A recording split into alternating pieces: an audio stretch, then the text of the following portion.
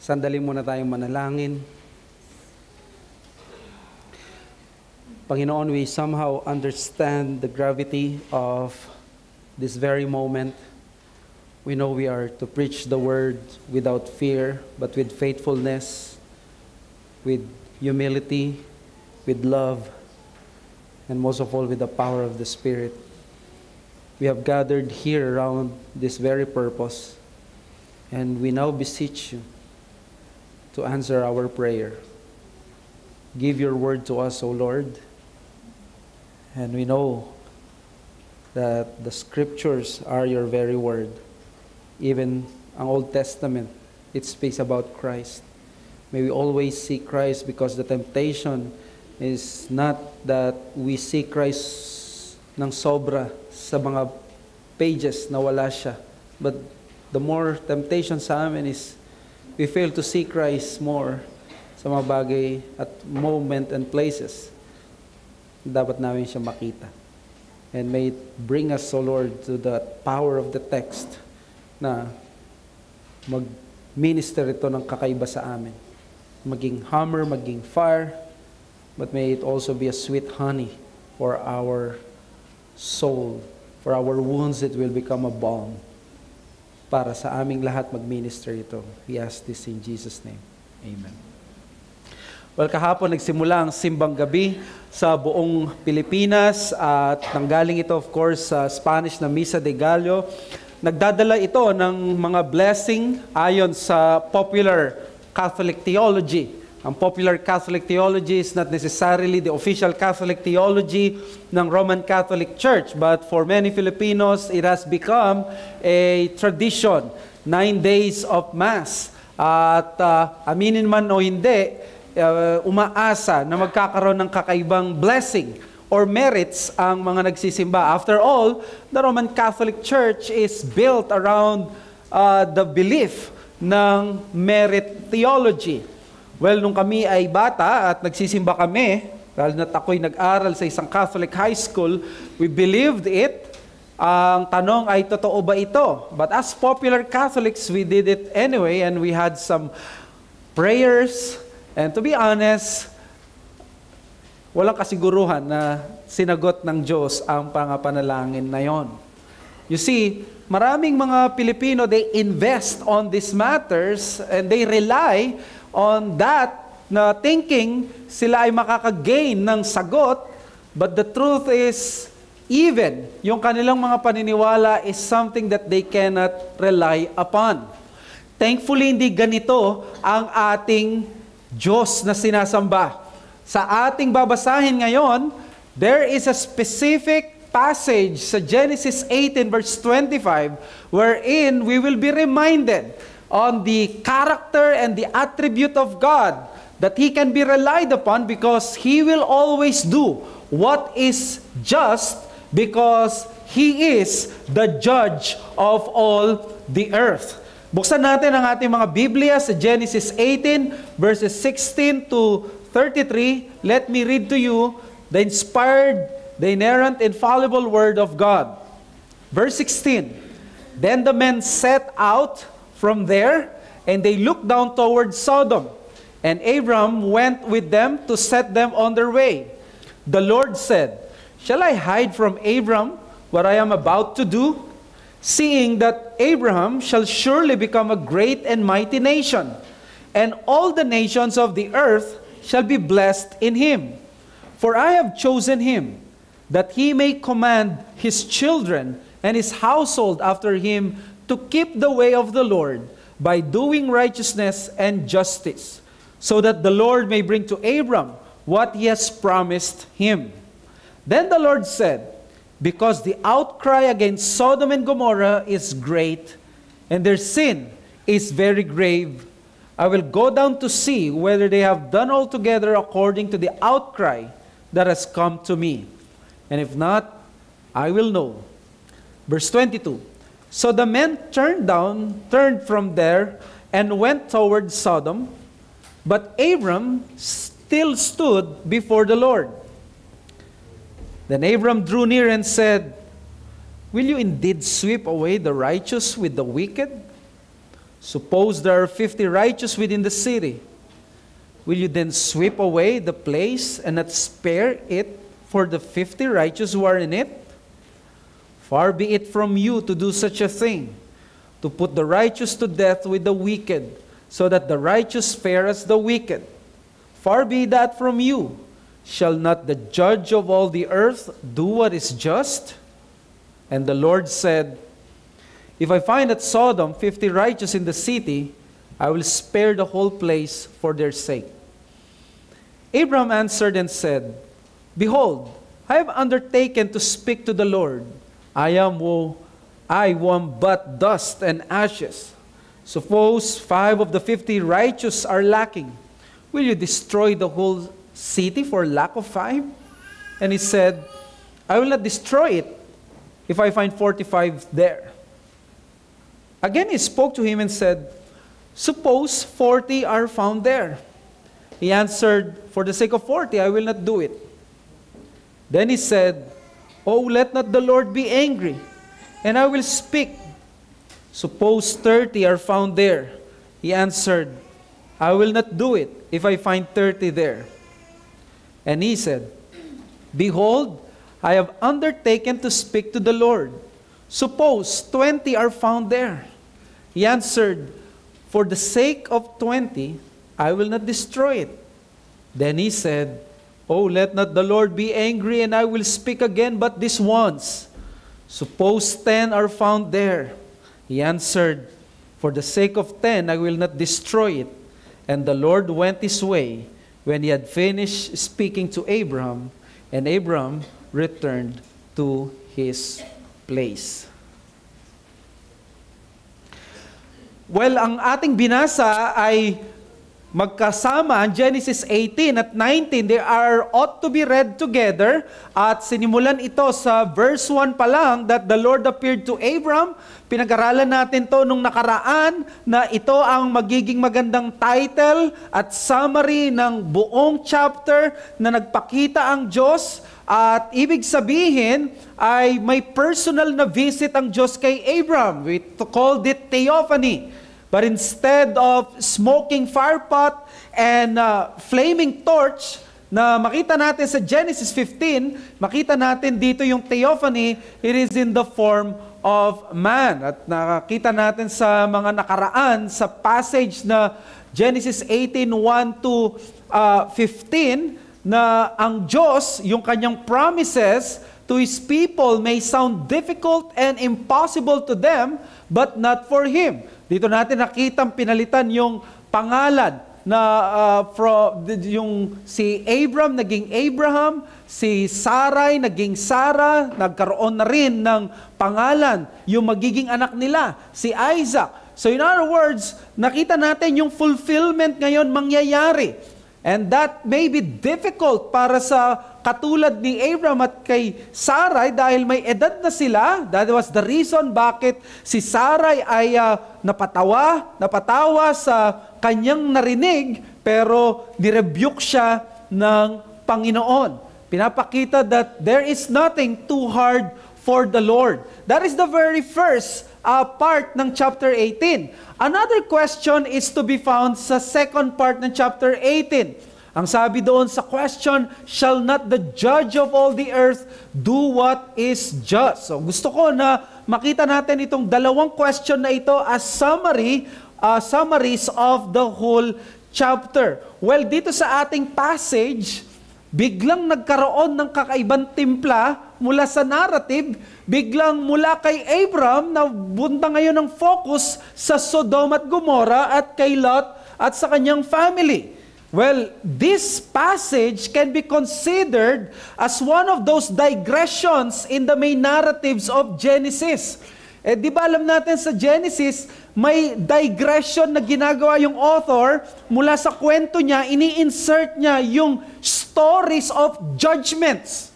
Tingnan natin, sa Genesis 1 to 2, creation. Di ba pagdating sa Genesis 3, may fall. Genesis 4 to 5, Cain at si Abel. Pagdating sa Genesis 6 and 9, nandun ang story ni Noah, pero binigyan ng digression pagdating sa issue ng flood, na ang Diyos huhusgahan niya ang buong mundo at meron siyang divine commentary. Ang kanilang iniisip ay puro kasamaan na lamang sa kanilang mga puso. Ay makita natin, si Abraham, makikita natin sa Genesis 12. Pero, meron na naman na ini-insert na story doon sa Genesis 11, the Tower of Babel. Again, a theme and a digression of judgment.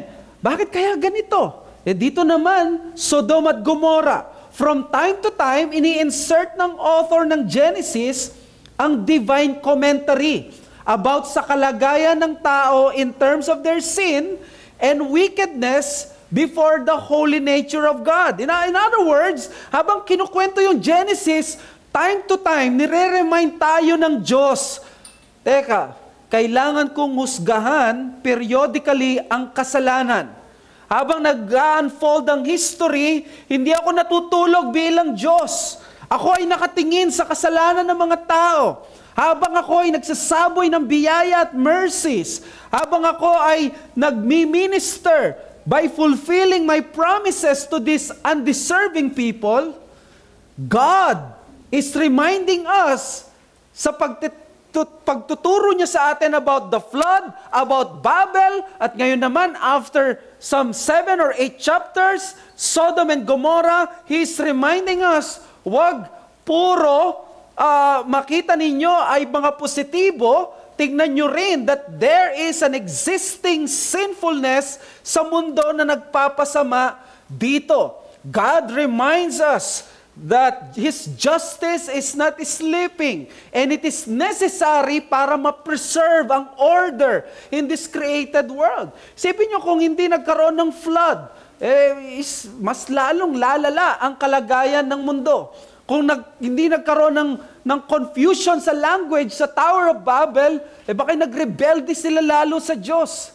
And now, God is about to make a lesson sa lahat ng mga syudad, sa lahat ng mga bansa, by making Sodom and Gomorrah a city na makakatikim ng judgment ng Diyos dito sa lupa. That is the reason why there is a divine commentary on the state of the heart. Tingnan natin sa Genesis 6:1-8. Sabi doon sa 5 and 6, the Lord saw that the wickedness of man was great in the earth, and that every intention of his, and the thoughts of his heart was only evil continually. Another heavenly reaction sa Tower of Babel. Sa Genesis 11:5-9, makikita natin yung story ng Babel, pero sabi sa verse 5, the Lord came down to see the city and the tower which the children of man had built. Sabi niya, come, let us go down and confuse their language. So you see, meron na namang divine intervention. Hindi inaya ng Diyos na magtuloy sila kapag nakikita ng Diyos na nag-overstep na sila sa boundary. Now our text sings the same tune, and this time, hindi pang universal like the flood and the Tower of Babel. Ito ay nakasentro actually sa 5 city, pero primarily sa 2 particular cities na related kay Abram at sa kanyang covenant promises of God, because itong mga syudad na ito ay nasa promised land, Sodom and Gomorrah. God is saying na part of fulfilling His promises in His covenant with Abraham is to make sure ang sin, ang rebellion, ang wickedness ay kontrolado ng Diyos sa buong mundo, but most especially in the promised land. Kaya naman nung dumalaw itong tatlo, the 2 angelic beings and the Lord Himself in theophany, after nilang kumain at sinabi na magkakaroon ng anak si Sarai sa mismong sa kanya sinapupunan niya, Isaac ang ipapangalan, umalis sila. At ang napansin ni Abram sa verse 16 and 17, hindi pa sila umuwi, bumalik sa langit, pumunta sila, tumingin sila doon sa Sodom. And when they look at Sodom, it is just like Tower of Babel. They came down to see what was happening. In other words, may intensyon ng judgment. Meron silang plano. At dito makikita natin yung soliloquy ni Yahweh. Sasabihin ko ba ito kay Abram? At makita natin ang response ni Abram nung narinig niya yon, yung mangyayari sa Sodom at Gomorrah, bigla siyang nag-intercede para doon. Well, ang tingin ng marami, ang passage na ito is all about intercession. But let me tell you, it is not. It is not actually primarily about intercession. Alam niyo kung anong pinaka-main theme ng passage natin? It is the justice of God. Na ang Diyos, He will always do what is just, and therefore, kapag ang isang syudad, ang isang tao, sumobra na sa kasalanan, nag-overstep na sa boundary, they have done this wickedness, God will punish and will send this judgment to these people. So in other words, if God is just, or since God is just, meron ngayon ng pagdedemand ng judgment, at yan ang tinuturo bakit ang Sodom at Gomorrah ay mapaparusahan. But on the other hand, meron din siyang kabilang tinuturo. Kung ang Diyos ay just, ang tanong ni Abram, Lord, kung just ka, hahayaan mo bang mag-suffer ang mga righteous kasama ng mga wicked? And the answer of God is of course no. Because God is just, He will preserve the righteous. And that is our message this morning. God's justice demands both the judgment of the wicked and the preservation of the righteous. Dahil ang Diyos ay matuwid, pareho niya ngayon na gagawin ang dalawang bagay na ito. Kailangan niyang hatulan ang mga masasama, pero kailangan din niya na i-preserve ang mga nagtitiwala sa Kanya. Napakaganda na mensahe at napakalinaw ng ebanghelyo dito. Merong katotohanan ng paghukom sa kasalanan, pero merong mga seed ng gospel dahil may preservation sa mga righteous, sa mga tao ng Diyos. Well, sabi ni Alan Ross, ang passage na ito may be described as the report of speeches na tatlong uri: soliloquy, annunciation, and negotiation.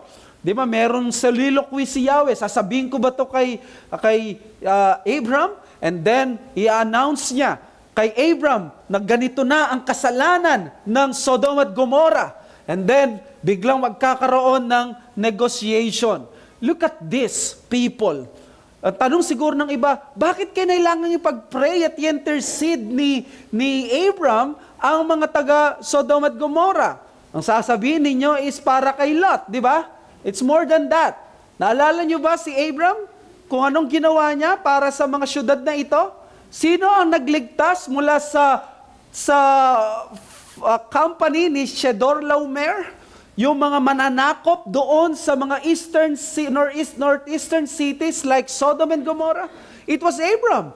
Abram became a local hero. And probably nagkaroon siya ng mga kaibigan dito, or nisip niya itong sila Lot. They have done their evangelistic outreach. Marami silang na-share sa gospel katulad ng ginagawa ni Abram, yung kanyang household. Di ba? Sinurcumcise niya. In other words, napasunod niya sa ebanghelyo. But look at this.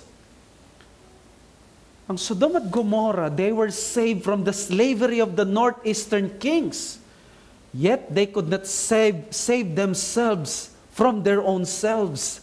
They were delivered from the tyranny of Chedorlaomer, but only to fall for their own sins.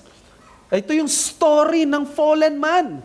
Kung ikaw ay tao ngayon, iniisip mo siguro, di naman ako katulad ng Sodom at Gomorrah, masyado silang masasama. O i-remind kita na nandito ngayon, marahil di mo nakikitang katulad ka ng Sodom at Gomorrah, pero tingnan mo, sila ay naligtas sa tiyak na kapahamakan only to find out sila ay mabibitag sa kanilang sariling kasalanan. Makakaligtas sila sa kapahamakan dulot ng mga tao, pero sa kapahamakan ng sarili nilang kasalanan. ay hindi sila makakaligtas. Ganito yung storya ng mga tao. Unless na lang may darating na parang Abraham na mananalangin para sa kanila na sila ililigtas, there is a judgment that is greater than the judgment of Sodom and Gomorrah na paparating sa ating kasaysayan. Now, let me give you these 2 points. How does the passage reveal this righteousness of God on both the righteous and the wicked? Dalawa, God sets a limit on the unrighteousness of the wicked. And number 2, God spares the lives of the righteous from the wicked. Ganito ginagawa ng Diyos ang kanyang justice. Number 1, pinapakita niya na just siya by setting a limit on the unrighteousness of the wicked. Well, kung titingnan natin yung passage, yung first half, in another surprising divine condescension, biglang ang Diyos nag-contemplate whether He would tell Abram of His plans of judgment for Sodom. Sa mga nakababasa nito, na mga liberal, sasabihin niya, tingnan mo, may ganyan ba ang Diyos na nagko-contemplate siya? Siyempre, condescension ito. Ibig sabihin, pinapaunawa niya sa ating mga nagbabasa kung ano ang gagawin niya ngayon, ipapaalam niya kay Abram. After literally eating with God, we see Abram walking with God. Hinatid niya, imbes na yatid lamang doon sa place nila, napunta siya na malapit na, papunta na doon sa Sodom. Siguro kung sa atin ito, pwedeng hinatid hanggang sa San Fernando, hinatid hanggang doon at nakita bigla yung Sodom. Hindi pala sila aalis pabalik ng langit dahil may mission pa sila. And that is to bring judgment on Sodom and Gomorrah. Alam niyo, sabi sa verse 16, they look down towards Sodom. In other words, may elevated area. Ang pangalan nun is Beni-Naim. Si Abram at ang kanyang mga visitors, probably this is afternoon sun, dahil pagdating nila sa Sodom ay gabi na, they were set to do something different to the city of Sodom. Habang tinitingnan nila ang lugar na yon, alam nila ng mga anghel na to that judgment is coming. But it appears na hindi pa alam ni Abram dahil sa contemplation ng Diyos. Sabi sa verse 17, shall I hide from Abram what I am about to do? Well, ang interpretation dito is ganito. This is the way of Yahweh na sabihin sa atin, gusto kong i-disclose ito kay Abram. Gusto niyang i-disclose kung ano yung kanyang gagawin sa Sodom and Gomorrah. Now, siguro tanong niyo, bakit kailangan at gustong i-disclose ng Diyos ang gagawin niya sa Sodom and Gomorrah? Alam niyo kung ano? Simple answer. Because He wants the righteous to know His plan in this world. Especially to a man as important as Abram in the economy of redemption. Kailangan malaman ni Abram. Kailangan malaman ni Abram paano mag-operate ang Diyos sa mundong ito. Siya ba ay isang capricious, moody na Diyos na basta na lamang magagalit at magpapaulan ng apoy at asupre sa isang syudad na bigla lang niyang napagdiskitahan? In other words, by telling these things kay Abram, Yahweh is reminding the world through Abram about His character, about His ways, about His laws, that Yahweh is a reasonable God. At ipapakita niya to by mentioning 2 specific reasons. So, hindi lang pala dahil ito sa kamag-anak-anakan niya si Lot, kaya si Abram ay sinabi ni Yahweh kay Abram. Number 1 reason, Abram, ang sabi niya sa verse 18, surely will become what? A mighty nation, all nations of the earth shall be blessed in him. Alam niyo anong papel ni Abram sa mundo? Ang papel ni Abram sa mundo ay maging conduit, pipe ng blessing sa mga syudad na katulad ng Sodom at sa buong mundo. Kaya kung ang Sodom, sa panahon na ito, maaalisan siya ng oportunidad sa blessing na ibibigay ng Diyos through Abram, marapat lang naman na malaman ni Abraham kasi nga, God has covenanted with him. So in other words, kailangan malaman ito ni Abraham. After all, tinawag siyang friend of God. Meron siyang ganitong privilege. Number 2, sabi sa verse 19, si Abraham, he was chosen to be what? A teacher of righteousness to his descendants. Di ba kasama sa covenant, Isi-circumcise mo yung mga anak mo. Tuturuan mo yung mga anak mo about the Lord, about me, about my ways. So in other words, Yahweh is explicitly saying na, Abram, pinili kita, kilala kita, may special relationship ako sa iyo, at meron ka ngayong responsibility. Ang responsibility mo, kailangan mo akong ituro sa mga descendants mo, and Abram will do just that. He will teach who God is. Magkakaroon siya ng theology proper 101. Responsibility ni Abram is part of the covenant stipulations. At si Abram at ang kanyang mga anak, they will be taught about God. Alam niyo, si R. Kent Hughes, napakaganda ng kanyang presentation dito na parang inimagine niya sa paraan na ganito. Imagine mo daw si Abram sa kanyang mga anak teaching who Yahweh is. At ang sasabihin niya ganito, and I quote, mga anak, gusto niyo bang malaman kung ano ang tingin ng Diyos sa isang syudad na walang pakialam sa Diyos? Gusto niyo bang malaman kung ano ang tingin ng Diyos sa isang syudad o sa mga taong walang pakialam sa kanilang kapwa at kriminal sila, wala silang pagmamahal, puro kasalanan ang inaatupag nila? Gusto niyo bang malaman kung ano mangyayari sa isang lugar na walang inatupag kundi ang sariling kalayawan? Binabastos araw-araw ang Diyos sa kanilang immoralidad, krimen, kamunduhan. Ito, tingnan ninyo ang ruins ng Sodom at Gomorrah. Maglakad kayo dyan sa Middle East, dyan sa Promised Land, at makikita nyo yung ruins ng Sodom at Gomorrah. Sila ang magiging piping saksi na sa galit ng Diyos, ibinuhos ng Diyos ang kanyang poot sa mga taong nakatira sa ganon. Wala nang Sodom ngayon dahil hindi natutulog ang Diyos. Hindi siya nagiging parang walang kwenta na deity na nakaupo lang at walang magawa. Ang Diyos ay umaaksyon, nagpaparusa sa immoralidad, sa krimen, sa kamunduhan. Maglakad sila doon at makikita nila na hindi pwede na hindi nila mansasariwa at mararamdaman yung bangis ng paghuhukom ng Diyos.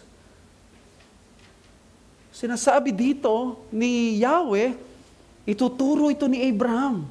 Sasabihin niya sa kanyang mga descendants that God has set a limit upon His creatures. There are some ways and some parts na hindi ka pwedeng lumagpas, at pag lumagpas ka doon, God will meet you in judgment.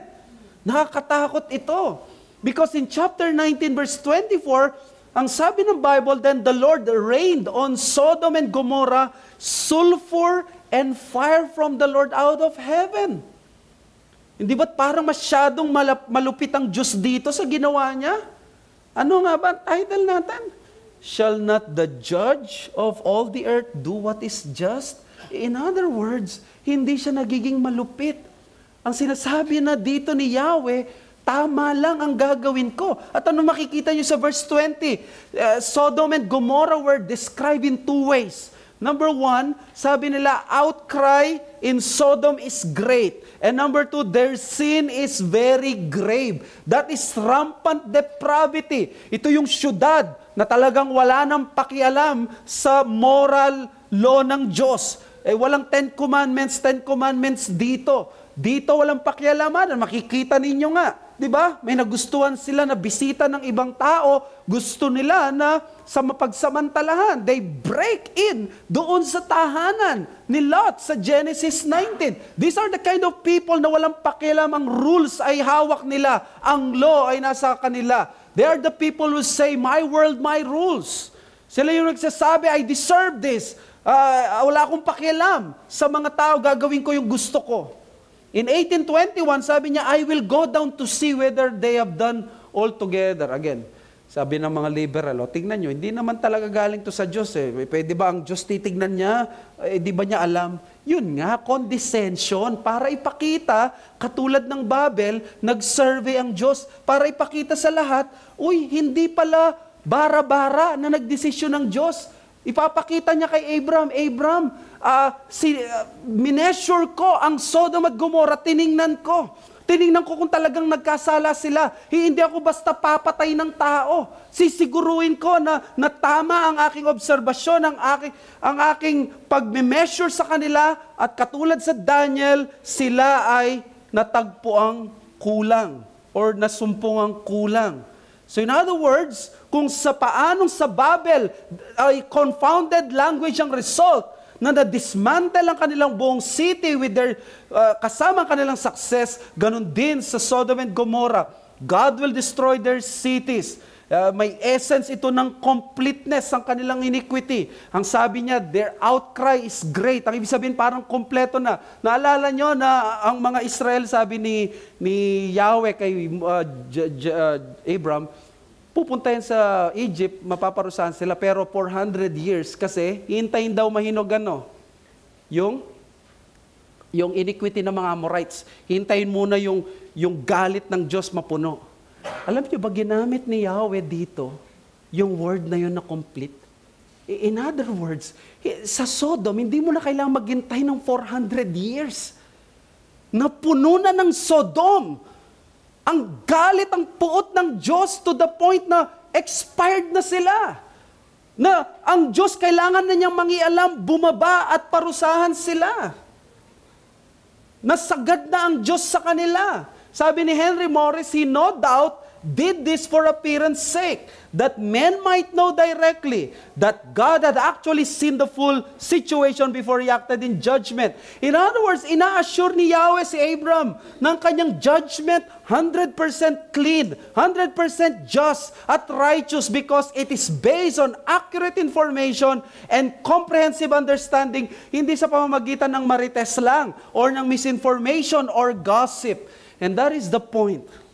Ang gusto ko ipakita sa inyo, ganito, sin that is repeated, unrepented, and accelerated will one day exhaust God's patience to give way to terrifying judgment. Yan ang sinasabi ng Sodom at Gomorrah sa atin. Merong katotohanan sa buhay ng tao na ma-exhaust ang patience ng Diyos. At kailan ito? Katulad sa Sodom, when sin is repeated, when sin is unrepented, when sin is accelerated. Bakit ko sinabing repeated, unrepented, accelerated? Because ang picture na ginamit mismo ni Yahweh sa Sodom and Gomorrah is what? Outcry is great. Alam niyo ba kung ano yung outcry is great? At napakaraming application dito dahil napakahaba ng passage natin. I will just pick some. I will not be able to, ang ganda sana ng mga applications dito. But gusto kong i-emphasize yung outcry is great. Alam niyo kung anong reminiscent ito? Reminiscent ito ng pagpaslang sa unang tao na namatay. Who's that? Si Abel. Ano sabi ng Bible? Sumisigaw daw ng hustisya ang innocent blood ni Abel. Therefore, ang Sodom ganun din daw. Dahil sa napakaraming kasalanan na nakomit, sumisigaw daw ang buong lugar ng Sodom. Yung lupa sa Sodom, yung mga halaman sa Sodom, yung mga garden sa Sodom, yung mismong place ng Sodom, gusto nang isuka ang mga tao doon at tinihiling at nagmamakaawa sa langit, ibuhos mo na ang mga parusang ito sa mga taong ito na punong-puno ng kasalanan. Nagmamakaawa na sila sa Diyos na bumaba at parusahan ng mga taong walang awat at walang kapaguran sa kasalanan. Sabi ni Gordon Wenham, unpunished sin cries out to heaven for vengeance. Yan ang nangyari sa Genesis 4:10. The blood of Abel is crying out to God. Yung kasalanan na hindi na parusahan, hindi na dealt with, ito ay hindi pinagsisihan. Humihiling daw ngayon sa Diyos ng paghiganti. Siguro sasabihin ng iba, hindi ba't masyadong harsh ito? Nasaan ang Diyos ng love, ng forgiveness ng Bible? Siguro pwede yan ang tanong mo. Akala ko ba ang Diyos ay limitless ang patience? Teka muna, hindi ka ba false teacher, pastor? Sinabi mo, God is exhausted sa kanyang patience. Akala ko ba ang Diyos ay merciful forever? But ngayon, nasan na? Ang mercy niya forever. Let me give you two things here. Yes, God is patient and extremely great in patience, but His patience is not limitless. At some point, the patience of God will be limited. Number two, God is merciful and extremely great in mercy. But let me ask you, His mercy ba ay endless or forever? Yes, but only to some people. According to the scriptures, His mercies is not forever to those who are wicked, to those who will not repent. Psalm 103 verse 17, the steadfast love of the Lord is from everlasting to everlasting. Kanino? Kanino daw yung steadfast niya from everlasting to everlasting? On those who fear Him. Mga kapatid, sa impyerno walang mercy. Sa impyerno wala ng grace. There will come a time that the mercy and the grace na binibigay ng Diyos sa taong makasalanan will stop. And there will only be the wrath of God. In other words, God's mercy as an attribute of God, yes, it is infinite, it is limitless, but it is not limitless toward the wicked. Darating ang panahon na ang pagsisigi-sigi ng tao sa kasalanan at i-interpret nila na patience ito ng Diyos para sa kanila na parang okay lang ito na sa Diyos, or worse, baka gusto ito ng Diyos ang ginagawa natin, hindi naman tayo pinapatay. Not knowing God is only being patient with them. But you see, unrepentance and incorrigibility on sin will make them cross the line, and God's patience toward them will be exhausted. Alam niyo, incorrigible, sobrang tigas ng ulo kahit ang dami mo ng paliwanag, ang dami mo ng witness, ang dami ng rason, pero hindi pa rin susunod. Yan ang tao. The Lord, ang sabi dito sa lesson natin sa Sodom and Gomorrah, He will unexpectedly visit them in terrifying judgment and curse. And this is because the underlying theme of the passage is what? To show that God is righteous and man cannot play fire with Him and not be burned. Ang words ni Abraham sa verse 25, shall not the judge of all the earth do what is just? Alam niyo yung verse 25 na nandun yung word na just, that is the word shapat. Kaulang, shapat na, di ba? Pero that means to judge, to condemn, to punish, to defend, to rule, to govern, to be judged, to litigate, to contend. Yan ang ginagawa ng judge. And then yung word na just is the mishpat. Mishpat is the decision, the judgment, the dispute, the claim, the measure, the law, and the rules. In other words, kapag ang Diyos nagdesisyon, makakaasa ka na ang decision niya is what? He is acting as an impartial judge na able to govern, to litigate, at ang kanyang decision masasandalan mo. Makakaasa tayo na kapag ang Diyos ang nag-decide at nag-judge, it is always accurate, it is always right, and it is always good. Di ba sa mga standard ng measurements, minsan nagkakatalo-talo tayo. Pag nag-drive ka sa NLEX, pag nagda-drive ako, napapansin ko, yung aking speedometer, hindi sila match ng Waze. Kapag ang speedometer ko ay 100 na, ang Waze ko ay 90 pa lang. So, merong 10 kph differential. Then I just learned from a friend na tinikitan daw sila sa Tiplex dahil umabot sila, nung pinakita sa kanila yung ticket, umabot na sila ng 130 kph.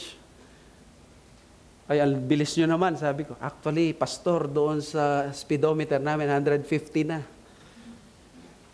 Dapat lang pala kayo na mahuli. Ang sabi daw ng mga traffic enforcer, parang binibigyan ko kayo ng hack ng magpapasodom sa inyo, no? ng kasalanan. Nagbibigay sila ng allowance ng 10 or 20 kasi kung nasa 110 ka pa lang, pagbibigyan ka. Pero kapag sumobra ka na ng 120, 130, talagang titikitan ka. So meron silang ganun. Alam niyo, ang Diyos, may sarili siyang standard. Hindi nagbabago ang standard niya, pero kung ikukumpara mo ang standard ng Diyos, mas maluwag ang standard ng Diyos sa atin. Para siyang ways. Para siyang, meron siyang binibigyan ka pa niya ng ganito. Pero kapag ang Diyos, lumagpas ka doon, hindi siya magtitikom ng bibig. Pupunta siya sa iyo sa paghuhukom. Ganyan ang Diyos. Bakit? Because He is just. Kaya anong gagawin natin ngayon? Do not test the patience of God by the path of hardening to sin. We test His mercy by repentance. Ang gagawin ng isang tao, hindi, patient ang Diyos sa atin. Hindi ko papansinin ang Kanyang utos. Hindi. Ang itest mo yung Kanyang mercy. Yung Kanyang mercy, pag nagsisi ka, patatawarin ka niya. Of course, by test, we mean we try. Na you will see that there is forgiveness sa mga tao na nagkakasala pero nag-a-appeal sa mercy ng Diyos. Ang sinasabi ko dito, don't waste the opportunity na ma-spare ka sa judgment. Tignan mo yung patience ng Diyos. Makukuha ka ng judgment kung hindi ka makikinig. You test His mercy and you get His forgiveness. Sabi ng Hebrews 4, today if you hear His voice, harden not your hearts. Now sa ating lahat, bisita ka man o hindi lang paalala ito, kundi matinding babala sa atin. Sinasabi ng passage na to na seryosohin natin ang kasalanan at kabanalan. Tignan nyo yung dulot ng kasalanan kung hindi pa yan sapat upang kamuhian mo at kasuklaman mo at tumakbo ka papalayo sa kasalanan. Yes, God punished them. Tignan mo ang Sodom at Gomorrah, wala na sa mapa ngayon. Hindi ito parang talinghaga lang. Hindi ang Diyos ang naglagay sa kanila sa danger. It was sin that put them in danger. At alam nyo, anong ginawa ng sin? This story tells us that sin eradicated the whole civilization. Sin wiped away. Hindi ang isang miyembro lang ng pamilya, hindi lang isang anak. Not only the father or not only the mother. Tingnan nyo yung ginawa ng sin. When you remember Sodom and Gomorrah, you think of a whole family being eradicated, being burned alive. Try to think of that. Whole clan, whole population. Hindi lang isang tao. They were running, they were crying, they were shouting habang sila nasusunog ng buhay. At ang satanungin natin, bakit? Because their sin was already begging heaven to bring punishment. Isipin nyo, natutulog sila sa gabi, bumagsak. Yung hail at brimstone. Try to think about that. Yung iba, bata pa. Pero, sasabihin natin, napakalupit naman ng Diyos. Pinatay niya kahit yung mga bata doon. Pinatay niya through this apoy at asupre. Oh, sabi ng passage, God was righteous judge of all the earth. He will do what is just. He showed to them, and later to us, ganito pala ang kasalanan, kapatid. Ang kasalanan hindi pwedeng individual lang. Communal, community. Ano mang pakinabang ng Pilipinas kapag pumirma sa UN, pakinabang ng lahat ng Pinoy. At goes applies sa utang. Utang ng buong Pilipinas, utang nating lahat. Ano mang galit ng mga Hamas sa bansang Israel, damay ang bawat individual na Israeli, magiging target nila. We cannot escape this reality. Therefore, pakinggan nyo to. Mag-ingat ka sa sinasamahan mong grupo o company. Hindi natin sinasabi na kapag may kasalanan sa pamilya mo, barkada mo, sa katrabaho mo, agad kang aalis o magpapakalayo. That would be monasticism. Ang tamang keyword ay influence. Ikaw ba ay na-influensyahan ng iyong barkada na gawin ang mga bagay na alam mong kasalanan? O yung Diyos, alam mo na makamundo ito. Lumayo ka sa sino man na nagpapalayo sa iyo kay Jesucristo. Baka ang environment mo ngayon, sineselebrate ang kasalanan. Lalo na yung mga kasalanan na nag-identify sa Sodom at Gomorrah. Yung iba sa atin, we want to change the world, but we cannot even fight our faith and values in this environment. Pag may nagsalita na homosexual, may nagsalita na from the LGBTQ. We do not hate them, pero minsan natitiko ang bibig ng mga Kristiyano. We will not be mean to them, but we will be truthful and loving. Number 2, if there's a city called Sodom, there's a sin that is also called sodomy. Habang maraming kasalanan ng nakomit sa Sodom at Gomorrah, alam nyo ba, notable dito ay ang same-sex or sodomy, homosexuality na rampant ngayon. Huwag kang makiayon o i-celebrate o makitawa mismo sa mga ganitong paraan. Maging kakaiba ka at manindigan. Lalo na huwag mong i-groom ang iyong anak, pamangkin. Lalo na kapag nakita nyo sa Christmas party ninyo, yung lalaking pamangkin mong bata, magaling kumembot. I-groom mo, sige. Kumembot ka pa. Turuan mo maging kung paano sila nilikha ng Diyos. Huwag kang makikisawsaw sa ganitong talamak sa ating panahon.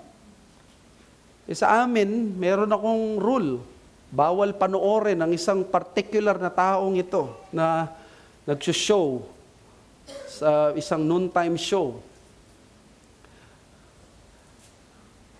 Kapag nakikita ko siya sa Facebook o sa Shopee by Lazada, iniiwasan mo. Siguro sasabihin nyo, okay yan, pastor, magaling ka. Pero as I see myself, how about pag si Roderick Paulate naman na nakikita ko kay Doc Aga. Diba, minsan natatawa pa ako. You see the inconsistency. Pero it's the same sin.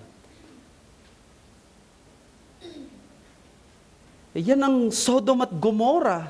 At kailangan ma-address ito. Sa mga visitors natin, marahil mayroon sa atin dito iniisip na nasa New Testament tayo. Wala nang pag-ulan at apoy at asupre. O kaya iniisip mo, di mangyayari ito sa iyo.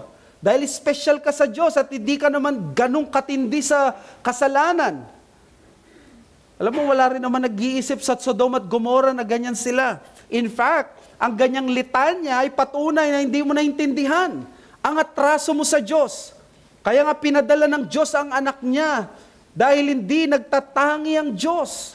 Kapag hindi niya hinusgahan ang mga syudad at ang mga lugar na ganito sa kanilang kasalanan, ang ganda ng sabi ng isang theologian, if God will not judge America for her sins, then He has to apologize to Sodom and Gomorrah. There will be judgment. Sa mga bata, mga anak namin, ang kwento ng Sodom at Gomorrah ay para sa inyo rin.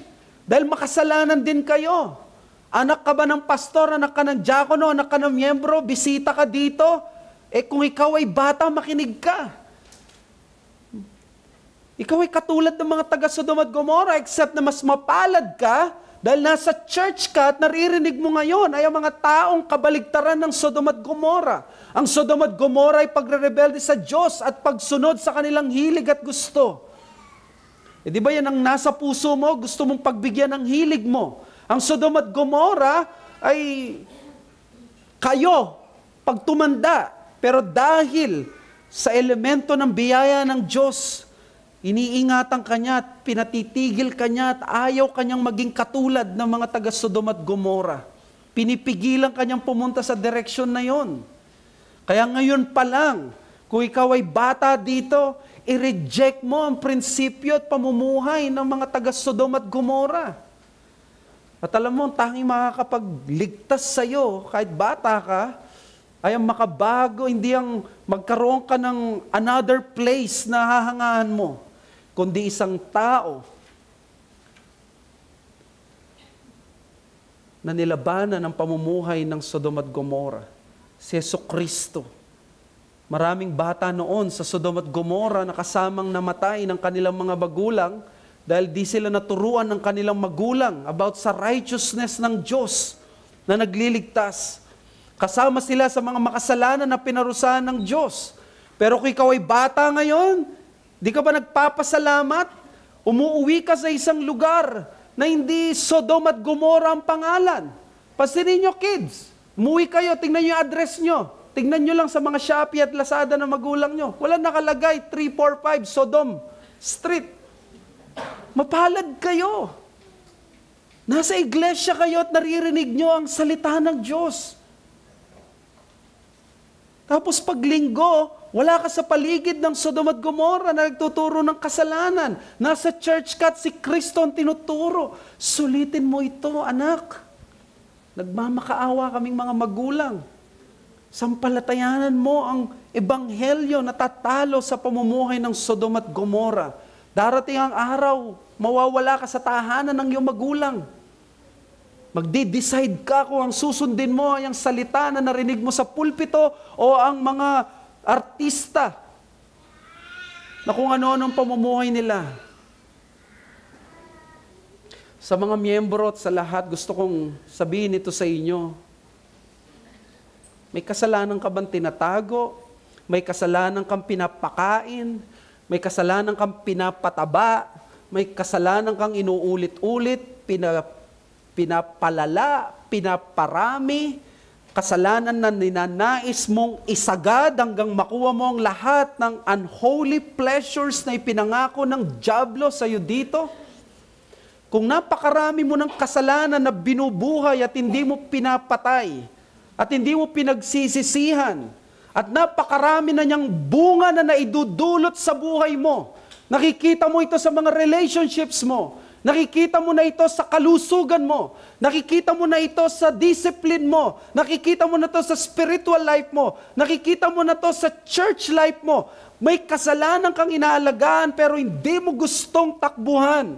Kung yan ay lumalala na sa'yo dahil parang bisyo inihitit mo, na nagdudusa na ang buhay mo, nakikita sa katawan mo, naapektuhan ang trabaho mo, maging ang mga tao sa paligid mo, kung bisyo yan, apektado katawan mo, kung kasakiman yan, masisira relasyon mo, kung immoralidad yan, masisira pamilya mo, kung pagnanakaw yan, masisira ka sa trabaho mo.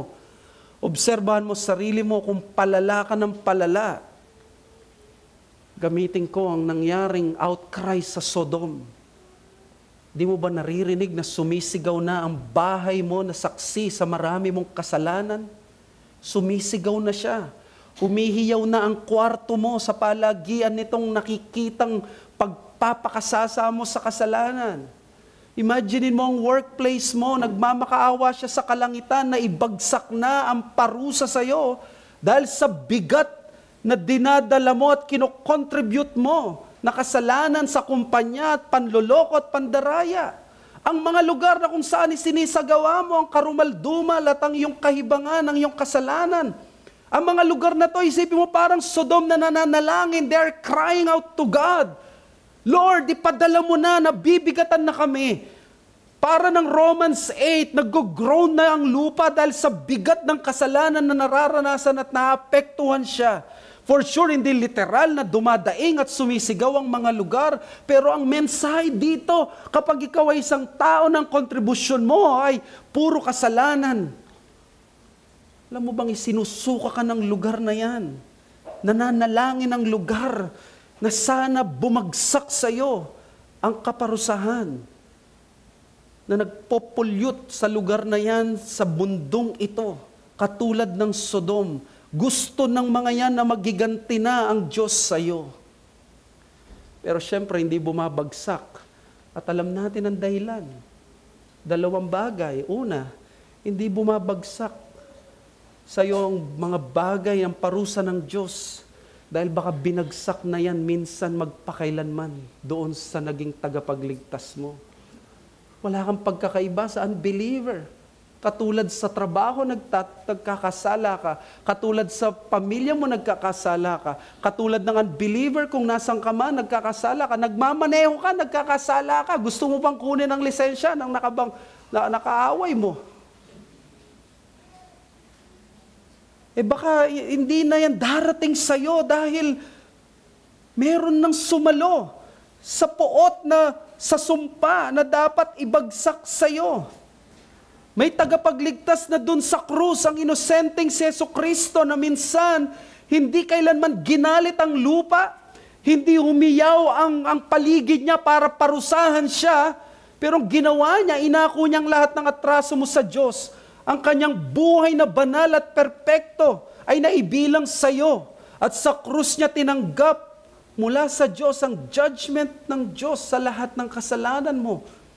Pinaulan ng Diyos si Kristo ng mas matindi sa apoy at asupre. Mas mabigat pa sa parusa ng Diyos sa Sodom at Gomora. Ang binuhos ng Diyos sa Sodom at Gomora ay literal na apoy at asupre. Pero alam mo ba, kay Kristo hindi lang apoy at asupre ang ibinuhos ng Diyos. Ang ibinuhos ng Diyos ay ang impyerno sa oras na yon. Para isang araw, bumalik ka man sa kasalanan mo, magkulang ka man sa Diyos mo, hindi hihiyaw ang mga paligid mo at hindi babagsak ang kaparusahan na nasa iyo. Hindi mo ba mamahalin ang Diyos na ito at Panginoon na ito? Nagtitiis ang Panginoon mo sa mundong ginagalawan mo. Nais ng Diyos na abutan ka ng pagsisisi. Kaya kung ikaw ay wala sa una, ikaw ay nasa pangalawa. Walang binubuhos na asupre sa iyo dahil marahil ang Diyos, wala ka pang relasyon sa Kanya pero pinapatagal niya. Gusto ka niya magsisi. Huwag kang maging hangal. Seryosohin mo to. Hindi talang haga. Itong Sodom at Gomora, Exhibit A ito. Ito yung syudad na ang tao ay walang pakialam sa Diyos at binastos ng salita niya. Meron pang isang lugar pagdating sa Ezekiel, ang pangalan ay Tyre. Doon sa Tyre, ang sabi niya, magiging, hindi na ito may tatayo bilang syudad, magiging lagay na lang ng lambat. At hanggang ngayon, ang Tyre doon ay hindi ganong kaunlad. Dahil matuwid at patas ang Diyos, parurusahan niya ang kasalanan. Kaya kung ikaw ay wala pa kay Jesucristo, mamili ka. Isang mas malupit pa sa Sodom at Gomora, o isang kaligtasan na galing kay Kristo. Sa mga miyembro natin, anong ayaw mo dito? Mas mapalad ka kaysa sa mga taga-Sodom dahil may mensaherong pumunta sa iyo at may malinaw na mensahe ang Diyos na binigay sa iyo. Naririnig mo ang mensahe ng Diyos sa iyo ngayon. Alam mo yung mga taga-Sodom, yung mensahe ng Diyos gusto pa nilang pagsamantalaan at ni-reject nila. Meron ka ngayon na isang mensahero na nagsasabi, huwag kang magpapetex-petex sa kasalanan. Huwag mong tanggihan ang biyaya ng Panginoon at lumayo ka sa makasalanang mundo. Lumapit ka kay Kristo. Tatapusin ko ang sermon with just one point here. Next time na itong verses 22 to 23. Doon sa Confessions ni Augustine, merong isa siyang disciple sumusunod kay Augustine, na katulad ninyo na sumusunod din kayo sa inyong iglesia, sa inyong pastor, sa inyong Panginoon. Sabi ni Augustine, may isang estudyante. Pero ang estudyanteng ito, may barkada, may mga nasasalihan. Ang sabi niya, ay pupunta lang ako doon sa Coliseum. At doon, pinapakain ng mga Kristiyano. Sabi niya, hindi naman ako makikisama sa kanila sa paghiyaw. Pipikit ako kapag nakita ko na yung Kristiyano. Kakainin na ng leon. At ganito ang ginawa ni Alypius. Pumunta siya, sumama siya sa barkada niyang unbeliever. Ang sabi sa Confessions ni Augustine, sabi niya yung pinangako niyang pipikit siya, at hindi siya makikisama, pero nandun lang siya. Nung daw yung mga Kristiyano at mga leon nilabas na at naghihiyawan na, hindi na niya napansin na kasama na siya sa mga umihiyaw. Umihiyaw na kinakain at pinipersecute ang mga kapwa Kristiyano niya. Ganito katindi ang kasalanan ng Sodom. Pinatay ang Panginoon mo, papatayin ang kaluluwa mo. Nawa tayo ay magkaroon ng ganitong pagkatakot sa Panginoon at sa kasalanan. Tayo manalangin. Panginoong Diyos, salamat sa aming natutunan mula sa certainty ng judgment sa Sodom at Gomora. Mahabag ka sa amin. Kailangan namin ng ganitong rebuke at paalala sa tindi ng kasalanan. Ngunit Panginoon, hindi naman mawawala ang aming pag-ibig sa kasalanan kung hindi ito papalitan ni Yesu Kristo. Kung hindi kami ililigtas mula sa aming mga sarili. Nawa si Kristo ang siya maging Panginoon, takluban, silong, payong namin sa paparating mong poot. Ang mga wala kay Kristo, nawa, lumapit sila sa Kanya. Maraming salamat, mag-minister ka sa amin. Ito po ang aming samot dalangin sa pangalan ng Panginoong Yesus. Amen.